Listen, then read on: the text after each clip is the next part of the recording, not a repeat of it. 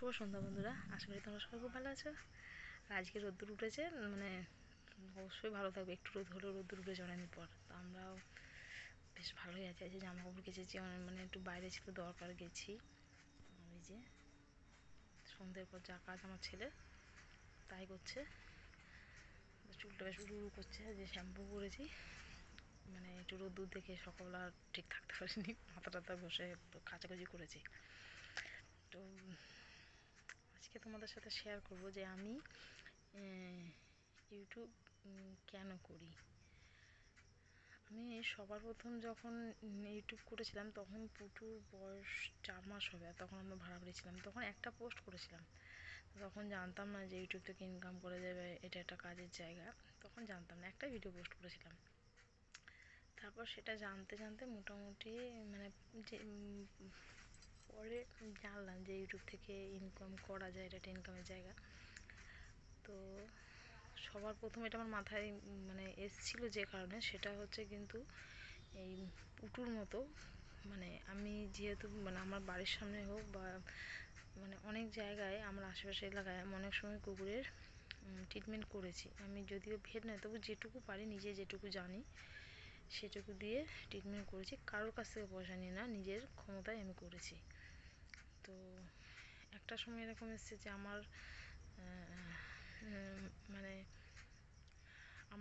আমি আসতে যেতে আজকে যেমন অনেক জায়গায় দেখলাম 3টে রাস্তায় বেরিয়ে দেখলাম 3টে কুকুরে ক্যান্সার হয়েছে, একটা বাচ্চা কুকুরকে দেখলাম অসুস্থ। তো পুটু আমাদের জীবনে আসার পর, বা পুটুর বাইরে আরও মানে ঘুন্টি এরকম অনেকগুলো ছিল, তাদের গল্প অন্যদিন পরে বলবো ওদের কী হলো। তো যখন ওদের মানে খাবার দেয়া বা ওদের ট্রিটমেন্টের জন্য যখন নিজের কাছে পয়সা থাকে না, তো মানে সব কিছু মিলিয়ে যখন নিজেকে একটা জায়গায় এসে অক্ষম মনে হয়, যে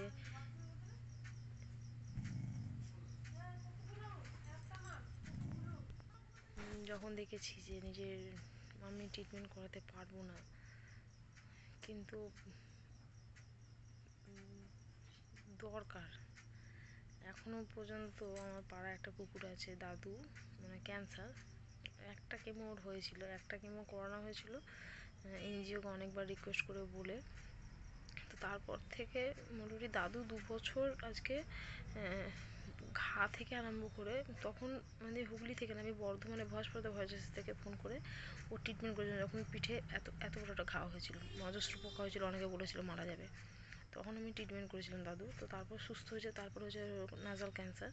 তো সেটার জন্য একটা কেমোই হয়েছিল। তারপর আর এনজিও থেকে আমি সেরকমভাবে হেল্প পাইনি, অনেকবার বলেছিলাম যে ওকে নিয়ে গিয়ে ট্রিটমেন্ট করাতে, তো সেটাও করেনি। হয়তো মানে এনজিও মানেই তো পয়সার ব্যাপারটা থাকে, সব ক্ষেত্রে তো সমান হয় না, তো সেটাও হয়নি। তো তখন আমি মানে ডাইরেক্টলি বলে দিয়েছিলাম যে ছেড়ে দাও, কাউকে ট্রিটমেন্ট করতে হবে না। ও যেমন ওর নাক দিয়ে বেশি ব্লিডিং হলে একটা ওষুধ দেওয়া হয় যাতে রক্তটা বন্ধ হয়, আর ঘা বেশি হলে কুকুরের যে ওষুধগুলো হয় টেক্সিনো শোকানোর জন্য, নিওম্যাক, বা রক্ত বেশি বেরোলে প্রসটা দেওয়া হয়, আর খাবারটা ঠিক টাইমে দেওয়া হয়। তো আমি নিজের খরচাতে আমি বললাম ঠিক আছে, কাউকে কিছু করতে হবে না, ও যতদিন ওর কপাল নিয়ে বাঁচবে আমি এইভাবে ট্রিটমেন্ট করবো। কারণ হচ্ছে কেমো করানোটা আমার পক্ষে সম্ভব নয়, কারণ ওটা স্যালাইন করিয়ে তারপর কেমো করতে হয়, তো ওটা আমি পারবো না। কোনো ওষুধ হলে আমি খাইয়ে দিতে পারবো নিজের ইচ্ছায়।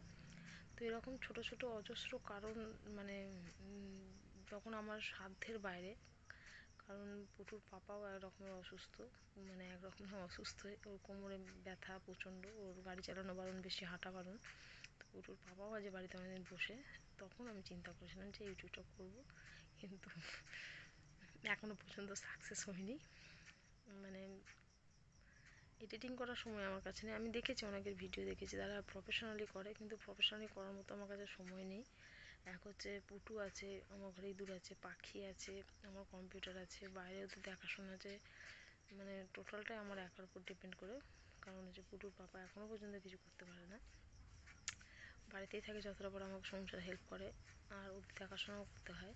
তো সেই জায়গায় দাঁড়িয়ে মানে আমার সাপোর্টের জন্য বা আমার যেগুলো প্রয়োজন, আমি চাইলেও যেগুলো করতে পারি না আর্থিক দিক দিয়ে, তখন আমি চিন্তা করেছিলাম যে আমি ইউটিউবটা করবো। প্রফেশনালি করতে পারি না, যেটুকু সময় পাই করি।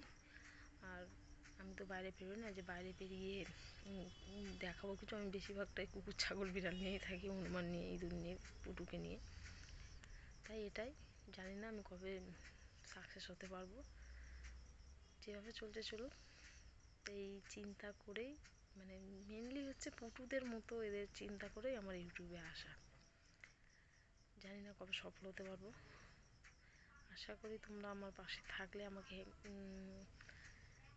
সাপোর্ট করলে আমি অবশ্যই একটা জায়গায় পৌঁছাতে পারবো আর ওদেরও হেল্প করতে পারবো।